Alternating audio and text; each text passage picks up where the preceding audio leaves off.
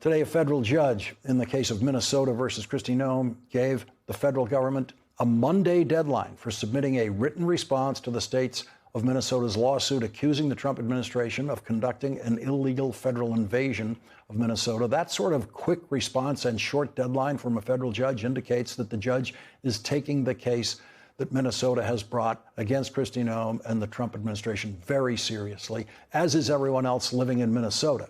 Today, the Minnesota Star Tribune editorial is titled, "Minnesota is under siege. This cannot stand." The editorial says Minnesota has endured unrest before. What the state is now experiencing looks and feels different. Battalions of armed federal agents are moving through neighborhoods, transit hubs, malls and parking lots, and staging near churches, mosques, and schools.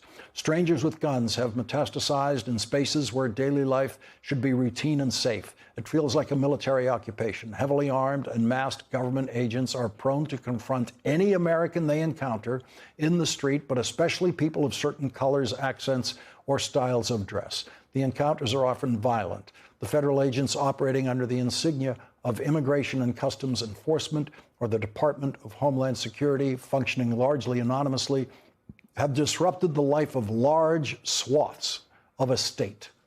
The occupation of Minnesota by ICE cannot stand. The president of the Minneapolis City Council, Elliot Payne, was shoved by an ICE agent in this video while documenting ICE's actions. Here is what Elliot Payne said today. It feels like a military occupation. It feels like we're under assault by our federal government. We're seeing people walking around with assault rifles and full military gear, driving around in armored vehicles, and harassing U.S. citizens. There's a lot of direct assault.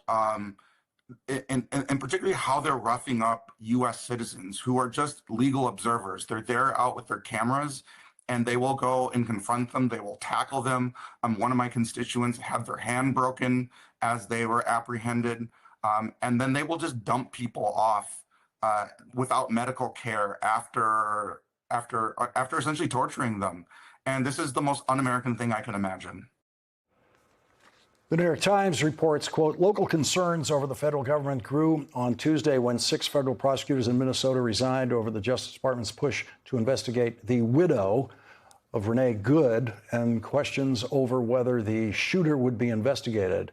Without enough federal prosecutors in Minnesota, federal agents might not be able to bring federal prosecutions in Minnesota now. CNN reports that the Pentagon is trying to round up military lawyers to send to Minnesota. It is extremely unlikely that military lawyers will have enough previous experience as federal prosecutors. Donald Trump and the section of his brain called Stephen Miller believe that America wants a violent crackdown on Americans, but polls prove they are wrong. A new CNN poll shows that only 26% of Americans say the killing of Renee Good last week by ICE agent Jonathan Ross was an appropriate use of force. Only 26% think what Donald Trump and James David Vance are telling them to think about that killing. A substantial majority thinks the killing of Renee Good was an inappropriate use of force. 56% of Americans say that Jonathan Ross's decision to shoot and kill Renee Good was an inappropriate use of force. And those 56% of Americans are completely right, of course. Those 56% of Americans believe what they see with their own eyes, not what Donald Trump and J.D. Vance tell them to see. 51% say that the killing of Renee Good reflects bigger problems with the way that ICE is operating. A majority of Americans say that ICE enforcement actions are making the country less safe. 51% say that ICE enforcement actions are making cities less safe. Only 31% think that ICE enforcement actions are making cities safer, as Donald Trump insists. And so Donald Trump and Stephen Miller, with congressional elections approaching, are appealing to 26% of voters when they defend the killing of Renee Good. Donald Trump, Stephen Miller, and the Republicans have 31% support in America for the ICE invasion of our cities.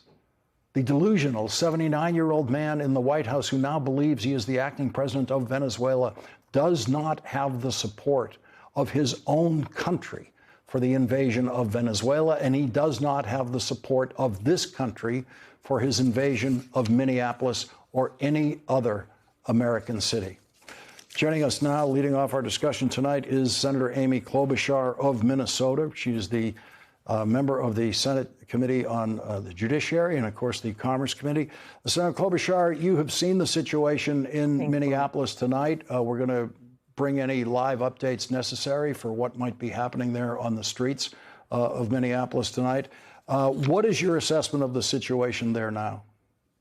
Well, the reports are just coming, but I've talked to some people on the ground, people in Minnesota, and it appears that this involves ICE, and there was a shooting of someone, and then there also was injury to the ICE officer, and then there was melee, of course, in the streets. This doesn't surprise me because we are inundated with these ICE agents where, you know, people should stay away from that scene right now. But the other side of this, Lawrence, is that they have sent 3,000 ICE agents at the last count, and our sworn officers in Minneapolis and St. Paul who are valiantly trying to do their jobs, there's only 1,100 of them. So that is what's going on. They are literally going to shopping malls. I met with some school superintendents today from the suburbs and school principals. They're also going to the close in and further out suburbs, into their parking lots, into arresting students, as was just pointed out, people who are legal, people with passports, people who are wrestled down and yelling, "I am a U.S. citizen." So this is truly an assault on our state. And when you see these people standing up in Menards parking lots and Targets, what's incredible about this is these aren't protests that have any notice that this is going to happen. These are people just standing up, filming, blowing whistles, and calling out what's happening because people just can't tolerate that you're going to treat people in our state. It's always had a big heart. And has been through so much this year with the assassination of Melissa and Mark Hortman and the killing of those little sweet kids in the church, to have ICE come in like that is a total outrage. Senator, you saw the resignation yesterday, unprecedented resignation in the U.S. Attorney's Office in Minnesota. About 6 of the key prosecutors there who really make that office run. How does that change things? Well, in a very bad way. This office is a treasure. It's gotten national justice awards in the past. One of the attorneys, Melinda Williams, worked on this major national human trafficking case. Joe Thompson, who is leading the fraud prosecutions that are righteous prosecutions where taxpayer money has been ripped off, and charged and convicted a number of people with many other cases to go. And he literally had to resign. And I spoke to him yesterday. I did not ask him the details of this resignation, but the reports are that these prosecutors who took an oath to protect the public, to make the public safe, like you've seen in other jurisdictions, like in New York with Danielle Sassoon and Hagen Scott, and they were asked to do something they weren't going to do. And they then said, no, that's it, and we're leaving after years of service, public service to our state. Senator, as we go forward, when you said, by the way, that there are more federal agents now in Minneapolis and St. Paul than the entire local police departments. That's not to say 10 local police departments, Lawrence, Minneapolis and St. Paul, and then some surrounding suburbs. Yes.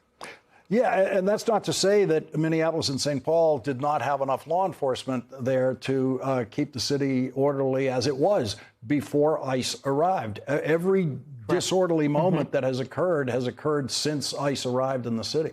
Well, and the police chief, Chief O'Hara, very well respected. Remember, it's his force that when the kids were shot in the school, officer was there in 3 minutes. And they had everyone, 20-some people, on ambulances in about 18 minutes. That's that police officer. That's those police officers. So he asked ICE not to come in. And again, assistance with fraud cases, good. Those need to be prosecuted. But he asked them not to come in on the streets. And instead, in defiance of the police chief and law enforcement, they have sent in a battalion, and they keep sending more and more and more. And you think about the money, $2 million just in overtime for Minneapolis police, but hundreds of thousands a day for this, when they could be funding our government, and this came out of the big, beautiful betrayal of a bill, the government could be funding local police, could be funding efforts to protect citizens and go after burglars and criminals. But instead, what are they doing? They are literally flooding the streets of Minneapolis, St. Paul, and a number of other cities around there.